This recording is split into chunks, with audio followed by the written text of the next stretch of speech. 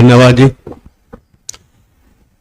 और अब जिसकी हमें पिछले 4 वर्ष से हम निरंतर उसका अध्ययन जो करते आ रहे हैं, सुनते आ रहे हैं, स्वामी दयानंद के जीवन चरित्र के वाचन का जुलाई 22 में वो शुरू हुआ था और उसका आज समापन सत्र है। तो कितनी मेहनत हमारे अमितेश जी ने की थी उसके लिए, ये हम सब उसके साक्षी हैं। और मैं आमंत्रित करूंगा कि आज का जो विशेष सत्र है जिसमें कि स्वामी दयानंद के अंतिम क्षणों के बारे में उन्होंने दर्शाया है, सब लोग एकाग्र होकर सुनेंगे और उनका उत्साहवर्धन अभी भी करेंगे और बीच बीच में भी करते रहेंगे। एक बार उनके लिए ताली।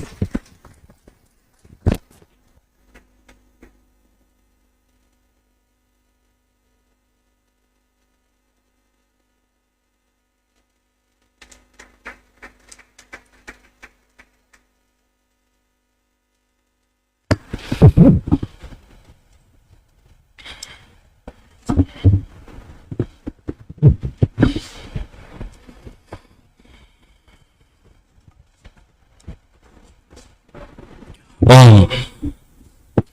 आप सभी को मेरी सादर नमस्ते और लाइव दर्शकों का भी स्वागत करता हूं, अभिनंदन करता हूं कि वो YouTube के माध्यम से आर्य समाज सुशांत लोक से जुड़े हैं, इसलिए आपका भी बहुत बहुत आभार। आज केवल रविवार नहीं है, आज मेरे लिए एक भावुक क्षण है। जो यात्रा 4 वर्ष पहले शुरू हुई थी, आज हम उसके अंतिम पड़ाव पर हैं। आइए आपको मैं 4 वर्ष पहले लिए चलता हूं। मुझे आज भी याद है, वो दिन बिल्कुल स्पष्ट याद है। जून 2022 का समय था और मेरे पास एक फोन आता है। उधर से आवाज आती है, बेटा अमितेश, मैं आर्य समाज का प्रधान स्वतंत्र पाल रस्तोगी बोल रहा हूं। मैंने कहा, जी प्रधान जी नमस्ते। उन्होंने कहा, अमितेश, मैं चाहता हूं कि आप प्रत्येक रविवार को स्वामी दयानंद सरस्वती जी के जीवन का वाचन लगभग 10 मिनट के लिए करें। मैंने तुरंत कहा और एक पल भी नहीं सोचा, ना यह सोचा कि मैं अच्छा बोल पाऊंगा कि नहीं, और ना यह सोचा कि लोग क्या कहेंगे। मैंने तुरंत कहा, जी मैं यह दायित्व स्वीकार करता हूं। उसके अगले रविवार को इसकी घोषणा हुई और उसके अगले रविवार को मैं इस मंच पर पहली बार आया। आज आप सभी लोग जो मुझे इतनी सहजता से बोलते हुए सुन पा रहे हैं, देख पा रहे हैं, शायद आपको यकीन नहीं होगा उस दिन मेरी क्या स्थिति थी। क्या आपको याद है मेरी क्या स्थिति थी? मैं यहां पर खड़ा था, हाथ कंपकपा रहे थे, होंठ कंपकपा रहे थे, गला सूख रहा था और आवाज अटक अटक कर आ रही थी। जैसे तैसे मैंने अपना वाचन पूरा किया, लेकिन मैं उस दिन को अपनी सबसे बड़ी उपलब्धियों में गिनता हूं, क्योंकि उस दिन मैंने जाना कि जो भी कार्य करने पर आपका पहला कदम होता है वो कभी भी परफेक्ट नहीं होता, और वही पहला कदम आपकी पूरी यात्रा का आधार बनता है, बेस बनता है। इन 4 वर्षों में मैंने अपने वाचन से कभी कभी आपको बोर किया होगा, कभी कभी भावमुक्त वाचन बोला होगा, या फिर शब्दों का उच्चारण गलत किया होगा, पर आप सभी ने मेरा उत्साह कम नहीं होने दिया। आपने यह नहीं कहा कि किसी और को अवसर दो, आपने मुझे सुधरने दिया, सीखने दिया, गिरने दिया और फिर उठ खड़े होने दिया। और आज जो मैं यहां पर बिना घबराहट के और बिना नर्वस हुए मैं बोल पा रहा हूं, तो यह सब आप सभी का विश्वास है। इसलिए मैं आप सभी का हृदय दिल से बहुत बहुत धन्यवाद करता हूं।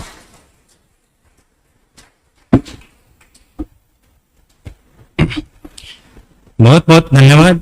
मैं मंत्री जी श्रवण जी का भी धन्यवाद करता हूं कि उन्होंने समय समय पर मेरा मार्गदर्शन किया, और आदरणीय प्रधान जी स्वतंत्र पाल जी का मैं विशेष रूप से धन्यवाद करता हूं कि विशेष रूप से धन्यवाद करता हूं कि उन्होंने मेरी क्षमता को उस समय पहचाना जिस समय मैं स्वयं भी नहीं पहचान पा रहा था। कभी कभी एक गुरु अपने शिष्य की क्षमता को हमसे पहले पहचान लेते हैं, और यदि उनका वो फोन कॉल नहीं आया होता तो शायद इस समय मैं यहां पर बैठा भी ना होता। इसके लिए मैं उनका जीवन भर ऋणी रहूंगा। लेकिन आज केवल मेरी यात्रा का दिन नहीं है। आज उस महापुरुष की यात्रा का अंतिम अध्याय भी है, जिसने अपना संपूर्ण जीवन सत्य, वेद और समाज के लिए समर्पित कर दिया। पिछले कई रविवारों से हमने उनके जीवन के बाल्यकाल से लेकर उनके संन्यास तक शास्त्रार्थ, वेद प्रचार, अंधविश्वासों के विरुद्ध संघर्ष और आर्य समाज की स्थापना तक की पूरी यात्रा देखी। लेकिन आज हम उनके जीवन के सबसे मार्मिक, सबसे भावुक और सबसे प्रेरणादायक अध्याय में प्रवेश कर रहे हैं, या यूं कहूं कि हम प्रवेश कर चुके हैं। यह अध्याय हमें बताता है कि सत्य के मार्ग पर चलने वाले महापुरुषों को कितने कड़े कष्ट सहने पड़ते हैं। जोधपुर में स्वामी जी को विष दिए जाने का संदेह हो गया था। स्वामी जी ने विष स्वयं भी निकालना चाहा, परंतु वो निकाल नहीं पाए। चिकित्सकों को बुलाया गया और उन चिकित्सकों के उपचार से स्वामी जी के रोग की पीड़ा अधिक और लाभ कम हुआ। उनका शरीर दिन पर दिन दुर्बल होता चला गया। अब जरा सोचिए कि जिस व्यक्ति के शरीर में इतनी असहनीय वेदना हो रही हो और जिसको अपनी मृत्यु साफ साफ दिखाई दे रही हो, और वह किसी पर क्रोध भी ना करे, तो वह तो कोई साधारण मनुष्य तो नहीं हो सकता। वह तो केवल एक महर्षि ही हो सकता है। और यहीं से शुरू होती है उनकी अंतिम यात्रा। भाइयों और बहनों, इस प्रसंग में, इस अध्याय में केवल एक महर्षि की बीमारी का वर्णन नहीं है। यह तो एक तपस्वी की परीक्षा है, जिसने अपना संपूर्ण जीवन सत्य के लिए ही जिया और अंतिम श्वास भी सत्य के लिए ही दी। पिछले रविवार को हमने पढ़ा था, जाना था कि स्वामी जी को विष दिए जाने का संदेह उत्पन्न हो गया था, और स्वामी जी ने भी स्वयं यह अनुभव किया कि उनके शरीर में कोई विषैला पदार्थ पहुंच चुका है। स्वामी जी ने जल पीकर वामन किया, यानी उल्टियां की, परंतु कोई लाभ नहीं हुआ। स्वामी जी को उनके जीवन में अनेक लोगों ने विष दिया, परंतु हर बार उन्होंने अपने धैर्य और योग बल के द्वारा हर संकट का सामना बड़ी शक्ति से किया। परंतु इस बार स्थिति बिल्कुल भिन्न थी।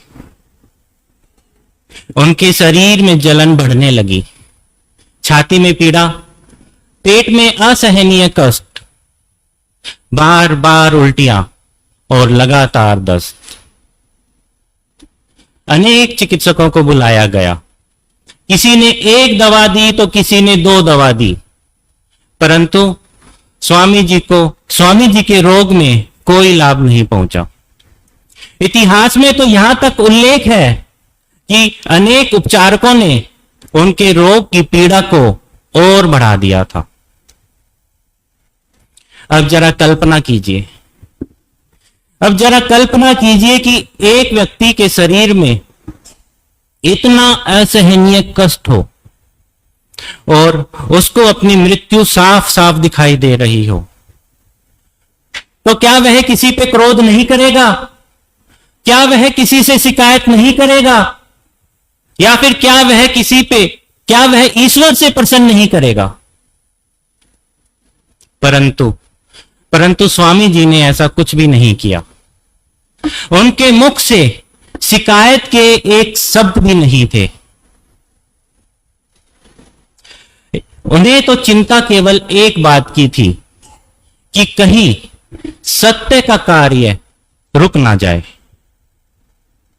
जोधपुर में उनकी स्थिति बिगड़ने लगी तो उन्हें आबू ले जाए जाने का निर्णय लिया गया कि शायद वहां की शीतल जलवायु में उनके स्वास्थ्य को कोई लाभ पहुंच सके, और पालकी में लिटाकर यात्रा आरंभ हुई। अब जरा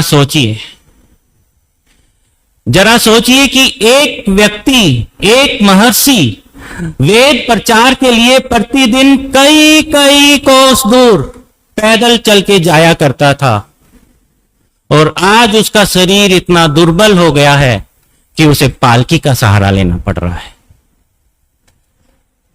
और आश्चर्य की बात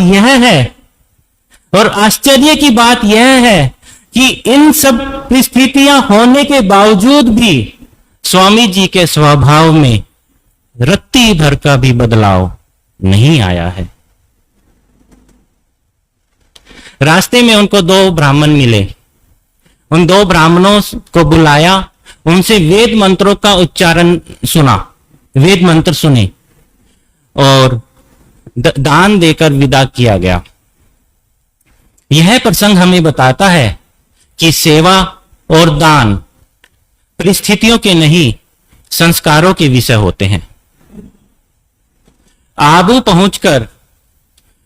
पहुंचकर डॉक्टर लक्ष्मण दास ने उनका उपचार अपने हाथों में लिया।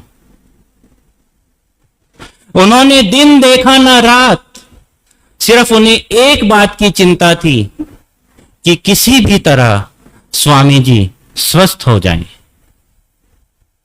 उनकी सेवा और प्रेम को देखकर स्वयं स्वामी जी भी प्रभावित हुए। उन्होंने अपना हस्ताक्षर युक्त प्रशस्ति पत्र देना चाहा।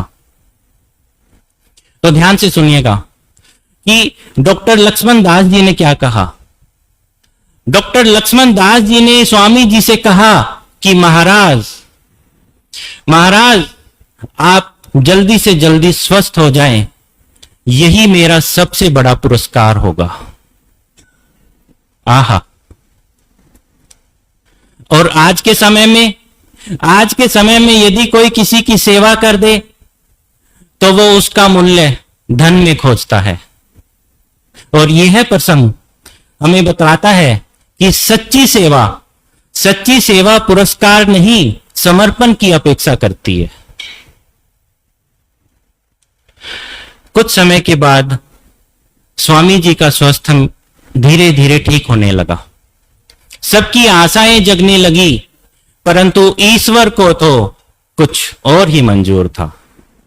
एक दिन स्वामी जी ने कहा कि उनका पलंग कमरे के बाहर खुले स्थान पर लगवा दिया जाए, क्योंकि स्वामी जी को शीतल हवा बहुत अच्छी लगती थी। डॉक्टर लक्ष्मण दास ने कहा कि महाराज ऐसा मत करिए, लेकिन कुछ समय के पश्चात उनके रोग में तीव्र आक्रमण हो गया। अब उन्हें अजमेर ले जाया गया। वहां पर अंग्रेज सिविल सर्जन डॉक्टर न्यूमैन, आयुर्वेदाचार्य और अन्य चिकित्सक आपसी मतभेद भूलकर एक महर्षि को बचाने का प्रयास कर रहे थे। लेकिन अब समय निकट आ गया था। और इस समय भी और इस समय भी उनके चेहरे पर कोई भय या कोई घबराहट के चिन्ह नहीं थे। उनके मुख पर वही तेज था जो जीवन भर रहा। उन्होंने अपने लेकिन अब समय निकट आ गया था। उन्होंने अपने शिष्यों को बुलाया। सबकी आंखें नम थी। उन्होंने आत्मानंदन को बुलाया और पूछा, आत्मानंदन, तुम क्या चाहते हो? आत्मानंदन ने कहा, भावुक होकर कहा कि महाराज, मैं चाहता हूं कि आप स्वस्थ हो जाएं। स्वामी जी मुस्कुराए और बोले, यह शरीर है, इसका अच्छा क्या होगा, आनंद से रहना। भाई और बहनों, जरा सोचिए कि जो व्यक्ति मृत्यु शैया पर लेटा हो और वो दूसरों को धैर्य दे रहा है, ऐसा उदाहरण तो इतिहास में भी देखने पर बहुत कम मिलता है। और फिर वो समय आया जिसे आज भी हम सब सुनकर हम सब का हृदय भर जाता है। स्वामी जी ने कहा कि सारी खिड़कियां खोल दो, सबको बुला लो, कोई मेरे आगे ना खड़ा हो, सब मेरे पीछे खड़े हो जाएं। उन्होंने पूछा कि आज कौन सी तिथि है, कौन सा पक्ष है, कौन सा वार है। उत्तर मिलने के बाद स्वामी जी ने वेद मंत्रों का उच्चारण किया, गायत्री मंत्र का जप किया, ईश्वर की स्तुति की और कुछ देर ध्यान में मग्न हो गए और धीरे धीरे अपनी आंखें खोली, आसमान की ओर देखा और अपने जीवन के अंतिम शब्द कहे, हे दयामय, हे सर्वशक्तिमान ईश्वर, तेरी यही इच्छा है, तेरी इच्छा पूर्ण हो। आहा, तूने अच्छी लीला की।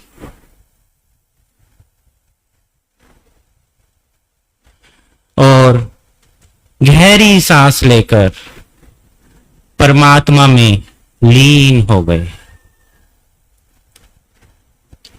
आज एक महान तपस्वी, एक महान समाज सुधारक, एक महान वेद प्रचारक अपनी मानवीय लीला समाप्त कर सदा के लिए अमर हो गया। लेकिन यह केवल एक मृत्यु नहीं है, यह सत्य की विजय है। स्वामी जी की मृत्यु देखकर जो लोग पहले संशय कर रहे थे, वे भी श्रद्धा से भर गए। विरोधियों ने भी कहा कि आज भारत ने अपना एक महान पुत्र खो दिया है। उनकी अंतिम यात्रा में हजारों श्रद्धालु उमड़ पड़े। वैदिक रीति से उनका अंतिम संस्कार हुआ और उनका शरीर पंच तत्व में विलीन हो गया। लेकिन आज भी उनका विचार, उनका सत्य, उनका वेद संदेश जीवित है।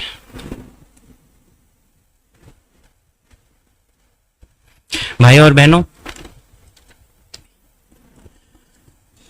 आज हमने महर्षि दयानंद सरस्वती जी के जीवन की अंतिम यात्रा का वर्णन सुना, परंतु मैं आज आप सभी से एक प्रश्न पूछना चाहता हूं कि क्या स्वामी जी की मृत्यु विष से हुई? मेरा उत्तर है नहीं। मेरा उत्तर है नहीं, क्योंकि स्वामी जी तो कभी मरे ही नहीं। मरता वो है जिनके विचार समाप्त हो जाते हैं। हां, उनका शरीर का अंत विष से हुआ होगा। और यदि आज हम उनके जाने के 150 वर्ष पश्चात भी उनके जीवन का अध्ययन कर रहे हैं, और यदि आज आर्य समाज वेद का प्रचार प्रसार कर रहा है, और यदि आज हजारों गुरुकुल चल रहे हैं, तो बताइए मुझे कि क्या स्वामी जी वास्तव में चले गए हैं? नहीं, नहीं। महापुरुष अपने शरीर से नहीं, अपने विचारों से जीवित रहता है। इन 4 वर्षों में हमने स्वामी जी के जीवन की संपूर्ण यात्रा देखी। कोई आकर मेरे से यह पूछे कि उनके जीवन का सार क्या है, तो मैं उन्हें ये 5 बातें, 5 सीख, 5 शिक्षाएं या फिर 5 लेसन मैं उन्हें बताना चाहूंगा। सबसे पहली सीख, सत्य से कभी समझौता नहीं करना। स्वामी जी जानते थे कि सत्य बोलने पर उनका विरोध होगा, उनका अपमान होगा, षड्यंत्र रचे जाएंगे और यहां तक कि उनके प्राण लेने की भी चेष्टा की जाएगी। परंतु स्वामी जी ने कभी सत्य को नहीं छोड़ा। दूसरी सीख, अंधविश्वास नहीं, विवेक। स्वामी जी कहते थे कि मेरी बात पर भी विश्वास मत करो, पहले देखो, समझो, विचार करो, वेदों की कसौटी पर परखो और फिर स्वीकार करो। आज भी हमारे समाज को इसी की ही आवश्यकता है। तीसरी सीख, क्षमा और करुणा। जिस व्यक्ति को विष दिया गया, जिस व्यक्ति को विष दिया गया, उसने कभी शिकायत नहीं की, उसने किसी को श्राप नहीं दिया, उसने किसी से बदला नहीं मांगा, उसने तो केवल ईश्वर की इच्छा को स्वीकार किया। और आज के समय में छोटी छोटी बातों पर रिश्ते टूट जाते हैं, और महर्षि हमें सिखाते हैं कि क्षमा ही सबसे बड़ी शक्ति है। चौथी सीख, सेवा। डॉक्टर लक्ष्मण दास जी का प्रसंग हमें बताता है कि सच्ची सेवा पुरस्कार नहीं मांगती। और यदि आज हम किसी की सेवा करें, तो हमें सामने वाले से धन्यवाद की भी अपेक्षा नहीं करनी चाहिए। और 5वीं और सबसे बड़ी सीख, ईश्वर में पूर्ण विश्वास। स्वामी जी के अंतिम शब्द कोई शिकायत वाले नहीं थे। उन्होंने ईश्वर से शिकायत नहीं की कि मैं तो आपका कार्य कर रहा था, आपने मेरे साथ ऐसा क्यों किया। उन्होंने तो बस यही कहा, जैसी तेरी इच्छा पूर्ण हो। यही समर्पण है, यही वेद है, यही योग है और यही ऋषि तत्व है। अब मैं कुछ अपनी बात आपसे करना चाहूंगा कि आज इस पुस्तक का अंतिम पृष्ठ समाप्त हो रहा है और मेरे जीवन का एक अध्याय पूर्ण हो रहा है। 4 वर्ष पहले मैं इस स्टेज पर, इस मंच पर डरते डरते आया था, और आज यदि मेरे अंदर इतना आत्मविश्वास है, बिना नर्वस और बिना घबराहट के यहां पर बैठा हूं, तो इसका श्रेय आप सभी को ही जाता है। इसलिए आपका बहुत बहुत धन्यवाद। मैं एक धन्यवाद कितना भी कर लूं उतना ही कम है, इसीलिए जितना मेरे बस में है मैं उतना तो करूंगा ही। इसीलिए मैंने शुरुआत भी धन्यवाद से ही की, और समाप्त भी मैं धन्यवाद से ही करूंगा। मैं फिर से मंत्री जी का, श्रवण जी का धन्यवाद करता हूं कि उन्होंने समय समय पर मेरा मार्गदर्शन किया। मैं आर्य समाज के पदाधिकारी जनों का और आचार्य ओम प्रकाश जी का धन्यवाद करता हूं कि वो लगातार मुझे प्रोत्साहित करते रहे। मैं आदरणीय प्रधान जी का विशेष रूप से धन्यवाद करता हूं कि उन्होंने मुझे मंच ही नहीं दिया, बल्कि मेरे अंदर एक वक्ता को जन्म दिया। कभी कभी इंसान का एक निर्णय, कभी कभी एक व्यक्ति का एक निर्णय किसी दूसरे व्यक्ति की जीवन बदल देता है, और उनका वो एक फोन कॉल मेरे जीवन की दिशा ही बदल गया। इसलिए मैं उनका जीवन भर ऋणी रहूंगा। मैं आप सभी श्रोताओं का भी धन्यवाद करता हूं, क्योंकि एक वक्ता, एक स्पीकर मंच नहीं बनाता, आप सभी श्रोता वक्ता को बनाते हैं। और यदि मेरे अंदर थोड़ा सा भी आत्मविश्वास हुआ है तो वो सब आपकी ही देन है। इसलिए मैं आप सभी का भी धन्यवाद करता हूं। और यदि इन 4 वर्षों में मेरे किसी शब्दों से किसी की भावना को ठेस पहुंची हो, और मुझसे कोई तथ्यात्मक भूल हो गई हो, और यदि किसी भाषा या भाव में त्रुटि रह गई हो, तो मैं हाथ जोड़कर विनम्रता पूर्वक आप सभी से क्षमा प्रार्थी हूं। आज इस पुस्तक का अंतिम पृष्ठ बंद हो रहा है, लेकिन स्वामी जी का जीवन कभी समाप्त नहीं होगा। जब तक इस संसार में कोई भी व्यक्ति सत्य की खोज करेगा, महर्षि दयानंद सरस्वती जी जीवित रहेंगे। जब तक इस संसार में वेद का प्रकाश रहेगा, स्वामी दयानंद सरस्वती जी जीवित रहेंगे।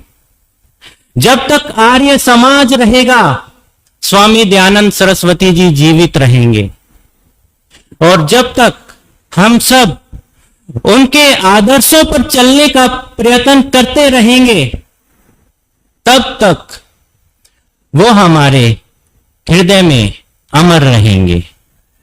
आइए हम सब मिलकर उनके प्रति अपनी सच्ची श्रद्धांजलि अर्पित करें।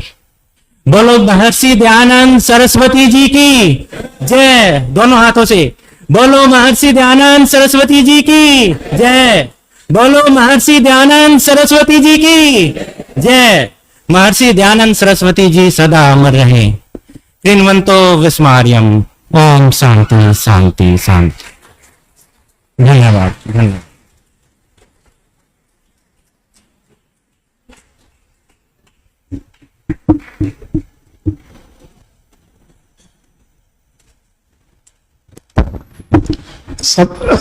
सबको मेरी सादर नमस्ते।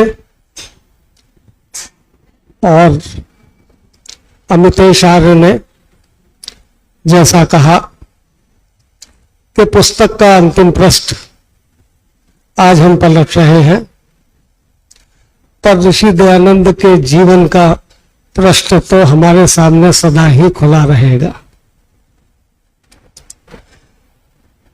आर्य समाज में बहुत सारे सन्यासी हुए हैं, उनमें एक स्वामी सर्वदानंद जी थे, सर्वदानंद। और वैश्य दयानंद और सर्वदानंद में एक जो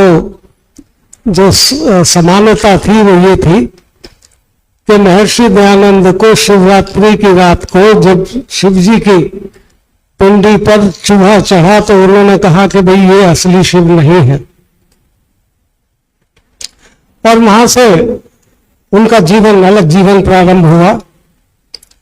स्वामी सर्वदानंद जी भी शिव की पूजा करते थे, और शिव की मूर्ति को, पिंडी को वो इतना सजाते थे फूलों से कि वो देखने लायक होती थी।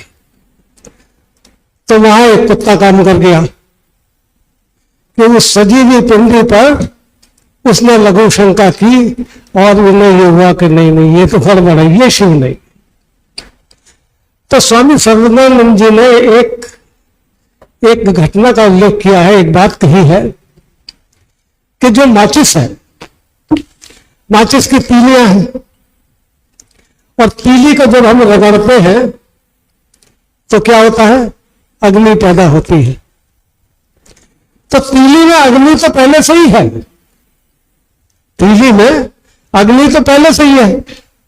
स्वतंत्र पाल ने इतना ही काम किया है कि उस अग्नि को प्रज्वलित किया है।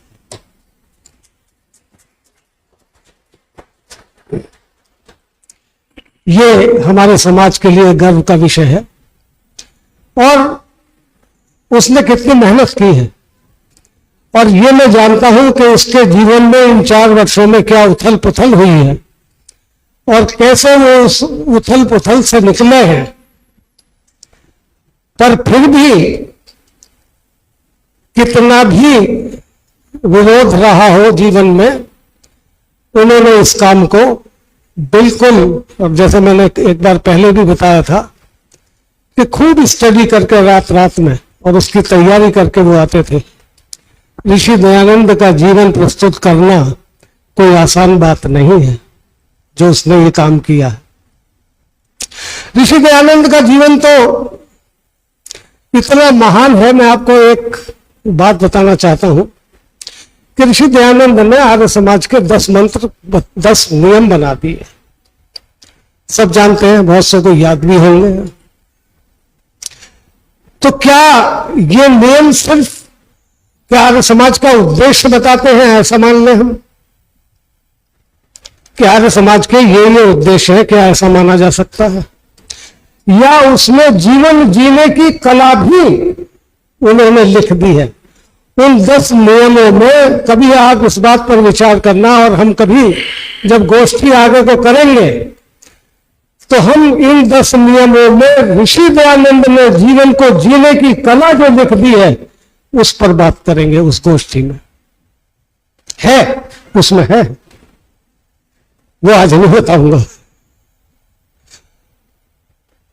तो ये अमितेश जी ने, और ये आप एक अध्याय है आपका, अभी अध्याय समाप्त नहीं हुए, दूसरा अध्याय में चल पड़ो।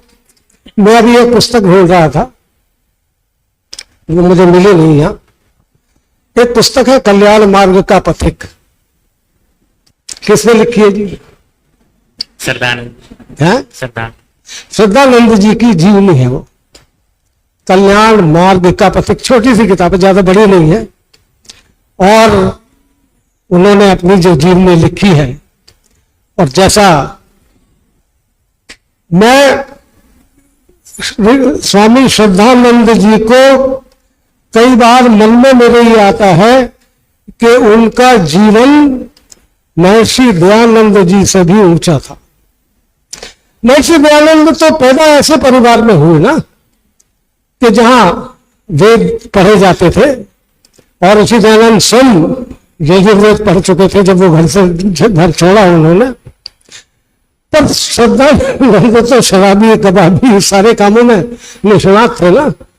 और किस तरह से ऋषि दयानंद ने श्रद्धानंद को बदला, जब सिर्फ एक ही कठोपनिषद का एक ही श्लोक सुनाया था, नायमात्मा प्रवचन लभ्य न मेधया न बहुना श्रुतेन यम एव एष विवृणुते। जिसको वो चुन लेता है, यम एव एष विवृणुते तेन लभ्यस्तस्यैष आत्मा विवृणुते तनुम स्वाम। जब, और सबसे पहली बात तो ये कि जब नानक चंद जी की ड्यूटी लग गई कि ऋषि दयानंद जी के प्रवचन होंगे, और उन्होंने जब प्रवचन में अपनी ड्यूटी निभाई और पहले ही दिन देखा कि ये आदमी तो जो है हमारे सभी देवी देवताओं को गाली देता है, ये कहता है कि ये मूर्ति पूजा नहीं होनी चाहिए, तो उन्होंने तुलसीदास का एक ही चौपाई जो याद आई, हरि निंदा सुनई जो काना, हरि निंदा सुनई जो काना, पाप लगे गोघात समाना। कि जो गौ के मारने पे पाप लगता है, वही पाप उसको लगता है कि जो हरि की निंदा सुनता है, तो उन्होंने कहा भैया देखो मैं तो जाऊंगा, मैं तो ऋषि दयानंद के प्रवचनों की व्यवस्था करने के लिए मैं नहीं जाऊंगा। किसी और को भेज दिया, पर अपने पुत्र को ये कहा कि तू जाके जरूर सुन ले उनकी बात। और ये 3-4 दिन तक गए और इन्होंने क्या कहा श्रद्धानंद ने कि आपने मुझे निरुत्तर तो कर दिया, पर प्रभु के प्रति मेरा विश्वास जो है वो जागृत नहीं कर सके। तो ऋषि दयानंद ने कहा कि मैंने ये कब कहा था कि मैं तेरा प्रभु के प्रति विश्वास जागृत कर लूंगा। प्रभु के प्रति तो तेरा विश्वास उसी दिन जागृत होगा जिस दिन यम एव एष मिलते, जिस दिन वो तेरे को चुन लेगा उसे। और तब उन्होंने कितना काम किया। स्वामी श्रद्धानंद ने एक बड़ी अच्छी पुस्तक लिखी है, सब हम उनके कामों को जानते हैं। और एक पुस्तक लिखी है दुखी दिल की दास्तां। उनको भी छोड़ा नहीं लोगों ने, उनके ऊपर भी कितने इल्जाम लगाए कि ये नहीं किया, ये नहीं किया, तुमने ये गड़बड़ी कर दी। बड़ी मोटी पुस्तक है वो, दुखी दिल की दास्तां। तो ऐसे आज मैं उनको जो जगा रहा था विदेश रहेजा जी ने, कल्याण मार्ग का पथिक जो है पुस्तक आपने छपवाई है कॉपी उसकी अवेलेबल है? किसने? अच्छा चलो मैं देखता हूं अगर मेरे पास हुई। हाँ तू कहाँ है आपके पास? है आपके पास? आप जरा इनको दे दें। और अगले हफ्ते छुट्टी रखना है, एक छुट्टी तो बनती है, उससे अगले हफ्ते से कल्याण मार्ग का पथिक स्वामी श्रद्धानंद जी का जीवन चरित्र हम पढ़ेंगे और उससे लाभान्वित होंगे। वो और भी बड़ी रोचक पुस्तक है। तो अमितेश को मैं तो पुत्रवत ही मानता हूं बिल्कुल। और उसने बहुत अच्छी तरह बहुत मेहनत करके ये हमारे समक्ष ऋषि दयानंद की जीवनी रखी है। मैं उसका हृदय से धन्यवाद करता हूं, आशीर्वाद देता हूं, प्यार करता हूं। और अपने मंत्री जी को प्रार्थना करता हूं कि कोई उसको एक टोकन उपहार दे कि आज इसका समापन हुआ। पृथ्वी जी से दिलवाओ, पृथ्वी जी से दो। पृथ्वी जी आए, ये उपहार दे।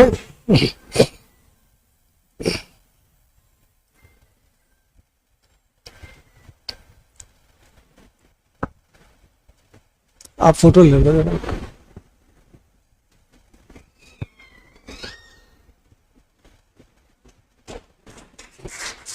सामने सामने हो जाओ जरा। पृथ्वी जी हाँ।